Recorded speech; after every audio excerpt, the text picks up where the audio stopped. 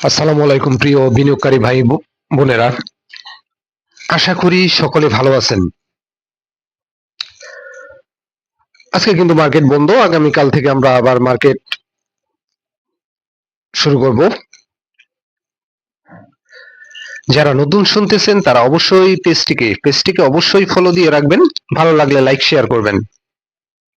আর যারা আগামী মাসের জন্য পেড হোয়াটসঅ্যাপ গ্রুপে অ্যাড হতে চান তারা চাইলে ইনবক্স করতে পারেন। দেখেন, গত মাসে আমার কিন্তু অনেকগুলা স্টক কিন্তু যথেষ্ট ভালো করেছে, তার মধ্যে কিন্তু হোল্ডের স্টকও আছে। আপনারা চাইলে আমার বিগত 6 মাসের ভিডিওগুলো দেখে আসতে পারেন, তারপর ডিসিশন নিতে পারেন। আসলে সবকিছুর মধ্যে একটা পরিশ্রম থাকে, আর তার জন্য একটা পারিশ্রমিক আসলে আবশ্যক। যাই হোক, এখন আমি 3টা স্টক নিয়ে অ্যানালাইসিস দিব। মনোযোগ সহকারে শুনেন। তার আগে বলে নিই, পুঁজিবাজার ঝুঁকিপূর্ণ। আমি কাউকে বাই সেল নির্দেশ করি না, বাই সেল অবশ্যই নিজ দায়িত্ব করবেন।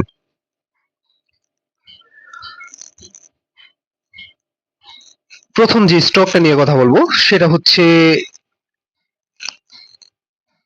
বিপিপিএল, পাওয়ার সেক্টরের একটি স্টক। লাস্ট ওয়ার্কিং ডেতে 20 পয়সা পজিটিভ হয়েছে, ক্লোজিং প্রাইস 20 টাকা 60 পয়সা, 15,79,000 স্টক হাত বদল হয়েছে। লাস্ট ইয়ারে স্টকটা কিন্তু 2% ক্যাশ ডিভিডেন্ড দিয়েছে, শেয়ার সংখ্যা 17 কোটি। বর্তমান পজিশনটা দেখতে পাচ্ছেন, পজিশনটা আমি বলবো ভালো বিপিপিএল এর। তবে যে কোনো স্টকে এন্ট্রি নেওয়ার ক্ষেত্রে অবশ্যই ইন্ডেক্সের উপর খেয়াল রেখে ধৈর্য সহকারে, যে আমি আজকে টার্গেট নিয়েছি আজকেই নিব এরকম না, প্রয়োজনে 7 দিন পরে নেন, 2 দিন পরে নেন। একটু ধৈর্য সহকারে যখন সবকিছু পজিটিভ মনে হবে সেক্ষেত্রে এন্ট্রি নেওয়ার কথা বিবেচনা করবেন। আমি কাউকে বাইসেল নির্দেশ করি না, অবশ্যই বাইসেল নিজ দায়িত্ব করবেন। ভিপিপিএল এর যে বর্তমান পজিশনটা ভালো, পজিশনটা ভালো। আপনারা চাইলে পজিটিভলি বিবেচনা করতে পারেন, তবে অবশ্যই এভারেজ করার মেন্টালিটি এবং পর্যাপ্ত ব্যাকআপ মানি আপনার থাকতে হবে।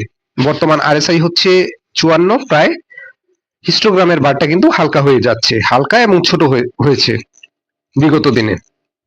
যাই হোক, বর্তমান যে পজিশন আছে ভালো একটা পজিশন, ক্যান্ডেল অবস্থা দেখতে পাচ্ছেন, আমি বলবো একটা ভালো পজিশনে আছে। চাইলে আপনারা পজিটিভলি বিবেচনা করতে পারেন, অবশ্যই নিজ দায়িত্বে, ইন্ডেক্সের উপর খেয়াল রেখে। আর স্টক আজকে বাই করব, কালকে সেল করব, ম্যাচিউর ডেতে সেল করব, প্রফিট টেক করব, এরকম হয় না। আর স্টক মার্কেট আসলে বছরে কতটুকু প্রফিট দেয় সেটা সম্পর্কে আপনার আসলে ক্লিয়ার একটা ধারণা থাকা উচিত। এজন্য আপনি চাইলে পুঁজিবাজার সম্পর্কিত বিভিন্ন তথ্য আছে সেগুলো ঘেঁটে একটু দেখতে পারেন। আসলে পুঁজিবাজার কি পরিমাণ প্রফিট দেয় বাংলাদেশের পুঁজিবাজার, ইন্টারন্যাশনাল তো আর অন্য হিসেব, বাংলাদেশের ক্ষেত্রে। তবে যাই হোক, বিপিপিএল যে পজিশনে আছে ইন্ডেক্সের দিকে খেয়াল রেখে আপনারা চাইলে পজিটিভলি বিবেচনা করতে পারেন, অবশ্যই নিজ দায়িত্বে। তবে আমি বলবো পজিশনটা ভালো। স্টক মার্কেটে ধৈর্যের কোনো বিকল্প নাই, অবশ্যই আপনার ধৈর্য রাখতে হবে। দেখেন, সঠিক সময় যারা সঠিক ডিসিশনটা নিতে পারেন না, যখন যেটার এন্ট্রি এক্সিট করা লাগে জানেন না, বুঝেন না, আসলে সবসময় সময় দেওয়া পসিবল হয়ে ওঠে না, তারপর আমরা জেনে শুনে অনেক ক্ষেত্রে ভুল করি। যাই হোক, তারা চাইলে যে কোনো অ্যানালিস্টের আন্ডারে ট্রেড করতে পারেন। যদি আপনারা ভালো মনে করেন চাইলে আমার পেড গ্রুপেও আসতে পারেন, আশা করি প্রফিট করতে পারবেন। এরপর যে স্টকটা নিয়ে কথা বলবো সেটা হচ্ছে সিল্কো ফার্মা, বি ক্যাটাগরির একটি ফার্মাসিউটিক্যাল সেক্টরের স্টক। লাস্ট ওয়ার্ক ইন্ডেক্সের ক্লোজিং প্রাইস হচ্ছে 21 টাকা 30 পয়সা, 9,30,000 স্টক হাত বদল হয়েছে, শেয়ার সংখ্যা 10 কোটি। ডিরেক্টর হোল্ডিং কিন্তু এখানে 35% সামথিং, ইনস্টিটিউট হোল্ডিং কিন্তু 19.5, পাবলিকের কাছে আছে 4.5 কোটি স্টক। যে পজিশনে আছে চাইলে আপনারা পজিটিভলি বিবেচনা করতে পারেন, অবশ্যই নিজ দায়িত্বে, আমি কাউকে বাইসেল নির্দেশ করি না। এভারেজ করা যাবে, সব স্টকে এভারেজ হয় না, কিছু স্টকে স্টপ লস নিতে হয়। যাই হোক, স্টকটাতে আপনারা আশা করি এভারেজ করেও আপনাদের বের হয়ে যাওয়ার পসিবিলিটি থাকবে এবং প্রফিট গেইন করারও পসিবিলিটি থাকবে। সেক্ষেত্রে আপনার পর্যাপ্ত ব্যাকআপ মানি এবং এভারেজ করার মেন্টালিটি থাকতে হবে। এখন যে পজিশনে আছে স্টকটা, আপনারা চাইলে আগামী দিনের ইন্ডেক্সের উপর খেয়াল রেখে পজিটিভলি বিবেচনা করতে পারেন। তবে যদি দেখেন যে সারাদিন যে কোনো সময় যে না ও সবকিছু পজিটিভ আছে, সেক্ষেত্রে একটা স্টকের আপনি টার্গেট নিলে যে সেদিন এন্ট্রি নিতে হবে বিষয়টা এরকম না, আপনারা চাইলে নজরে রাখতে পারেন। তবে আমি বলবো পজিশনটা ভালো, পজিশনটা ভালো, ইন্ডেক্স যদি ভালো থাকে আর সবকিছু যদি ওকে থাকে তাহলে আপনারা চাইলে এটা পজিটিভলি বিবেচনা করতে পারেন, অবশ্যই নিজ দায়িত্বে। বর্তমান আরএসআই কি অবস্থা আমরা দেখব। বর্তমান আরএসআই হচ্ছে 52, বর্তমানে আরএসআই হচ্ছে 52, তার বাড়ার যথেষ্ট জায়গা আছে। সিল্কো ফার্মা চাইলে আপনারা পজিটিভলি বিবেচনা করতে পারেন বলে আমার মনে হয়, অবশ্যই নিজ দায়িত্বে করবেন, আমি কাউকে বাইসেল নির্দেশ করি না। যেহেতু আমরা ফার্মাসিউটিক্যাল সেক্টরের গত 2-3 মাসে ভালো একটা মুভমেন্ট দেখেছি, আশা করি সামনের দিনগুলোতেও ভালো করার পসিবিলিটি থাকবে। যাই হোক, বর্তমান যে পজিশন ইন্ডেক্সের উপর, অবশ্যই ট্রেডার ভাইদের বলবো ধৈর্য সহকারে ইন্ডেক্সের উপর খেয়াল রেখে যে কোনো স্টকে এন্ট্রি নেওয়ার কথা চিন্তা করবেন। শুধু এন্ট্রি নয়, এভারেজ এন্ট্রি, এভারেজ এক্সিট সবই ইন্ডেক্সের উপর খেয়াল রেখে আপনাকে ডিসিশন নিতে হবে। তবে সেলকো ফার্মা যে পজিশনে আছে চাইলে আপনারা পজিটিভলি বিবেচনা করতে পারেন, অবশ্যই আপনার হাতে যদি 10-15 দিন সময় থাকে, সেক্ষেত্রে এমন স্টক দেওয়া হয় না যে আপনি রাতারাতি প্রফিট গেইন করবেন।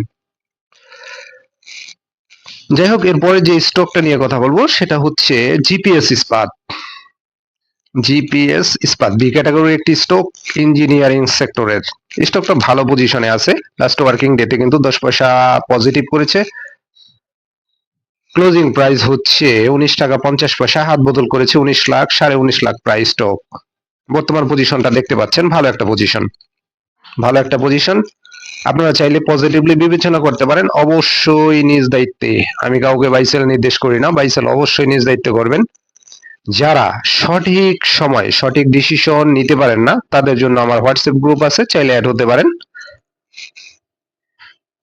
আর যারা সঠিক সময়ে সঠিক ডিসিশন নিতে পারেন তাদের কথা ভিন্ন, তারা অনেক দক্ষ। যাই হোক, এখন দেখতে পাচ্ছেন যে বর্তমান ক্যান্ডেলের অবস্থাটা কি পজিশনে আছে, ভালো একটা পজিশন, তার উপরে যাওয়ার যথেষ্ট পসিবিলিটি আছে বলে আমার মনে হয়, যদিও ধারণাটা আমার ব্যক্তিগত। তার উপরে যাওয়ার যথেষ্ট পসিবিলিটি আছে, আপনারা চাইলে স্টকটাকে নজরে রাখতে পারেন, তবে ধৈর্য সহকারে অবশ্যই স্টকটাতে এভারেজ করা যাবে। বর্তমান অবস্থান দেখতে পাচ্ছেন, আরএসআই হচ্ছে প্রায় 58, হিস্টোগ্রামের বারটা কিন্তু আমরা দেখতে পাচ্ছি ছোট এবং হালকা হয়ে গেছে। যদি ইন্ডেক্সের দিকে খেয়াল রেখে, ইন্ডেক্সের দিকে খেয়াল রেখে যদি আপনারা এন্ট্রি নিতে পারেন, এভারেজ করতে পারেন, তবে সেক্ষেত্রে কিন্তু আপনাদের একটা প্রফিট গেইন করার এই স্টকটা থেকে পসিবিলিটি আছে বলে আমার মনে হয়। সবকিছু ইন্ডেক্সের উপরে ডিপেন্ড করবে। দেখেন সঠিক সময় সঠিক ডিসিশনটা আসলে কি, যারা বিগত দিনে এই স্টকটাতে এন্ট্রি নিতে পেরেছেন তারা অলরেডি কিন্তু একটা পজিটিভ পজিশনে আছেন। আর এইসব ক্ষেত্রে আসলে অ্যানালিস্টদের দরকার হয়, চাইলে যে কোনো অ্যানালিস্ট অথবা আমার পেড গ্রুপেও আপনারা চাইলে আসতে পারেন। সঠিক সময়ে সঠিক ডিসিশনটা যারা নিতে পারেন না, আর যারা নিতে পারেন তাদের কথা ভিন্ন। যাই হোক, পজিশনটা আমি বলবো পজিটিভ, ভালো একটা পজিশন, তার কিন্তু উপরে যাওয়ার যথেষ্ট পসিবিলিটি আছে বলে আমার মনে হয়। দেখতে পাচ্ছেন কোনো কিছুই 100% সিউরিটি দেওয়া বলা যায় না, আর পুঁজিবাজার অবশ্যই ঝুঁকিপূর্ণ। আমরা অন্যান্য বিজনেস যত হিসেব কষে নামি, পুঁজিবাজারের ক্ষেত্রে আসলে আমরা ব্যতিক্রমী দেখতে পাই, এবং এই ক্ষেত্রে আমরা কিন্তু পুঁজিবাজারে সেই সবচেয়ে কম ধৈর্যের পরিচয় দিই। যাই হোক, বর্তমান যে জিপিএস ইস্পাতের যে পজিশন, আমি বলবো ভালো পজিশন, আপনারা পজিটিভলি চাইলে নিজ দায়িত্বে বিবেচনা করতে পারেন, তবে সবকিছু ধৈর্য সহকারে, অবশ্যই ধৈর্য থাকতে হবে, এভারেজ করার মেন্টালিটি এবং পর্যাপ্ত ব্যাকআপ মানিও আপনার রাখতে হবে। এক একজনের ট্রেডিং সিস্টেম এক এক রকম, এক এক অ্যানালিস্টের সিস্টেম এক এক রকম, এক এক ব্যক্তিরও এক এক রকম। সবার টার্গেটই হচ্ছে প্রফিট করা, বিভিন্ন সবার পদ্ধতিতেই তার কাছে হয়তো সঠিক, কারণ হচ্ছে সে ওইভাবেই প্রফিট করতে পারে। যাই হোক, প্রফিট করাটাই এখানে মুখ্য, কে কিভাবে করে সেটা হচ্ছে বিষয়, প্রফিট করাটাই মূল কথা। যাই হোক, এখন যে জিপিএস স্পার যে পজিশনে আছে আপনারা চাইলে পজিটিভলি বিবেচনা করতে পারেন। আমি কাউকে বাই সেল নির্দেশ করি না, বাই সেল অবশ্যই নিজ দায়িত্ব করবেন। পুঁজি আপনার, লস আপনার, লাভও আপনার। সেক্ষেত্রে অন্যের কথায় প্রভাবিত না হয়ে নিজের বিবেক বুদ্ধি বিবেচনা খাটিয়ে বিজনেস করার চেষ্টা করেন। এতে করে আপনার জন্য ভালো হবে। আর যারা একটু সঠিক সময়ে সঠিক ডিসিশন নিতে পারেন না, তারা চাইলে যে কোনো অ্যানালিস্টের আন্ডারে ট্রেড করতে পারেন যদি বারবার আপনি লুজার হয়ে থাকেন। যাই হোক, ধন্যবাদ, ভালো থাকেন, নিজের পুঁজিকে নিরাপদে থাকেন, নিজে নিরাপদে থাকেন।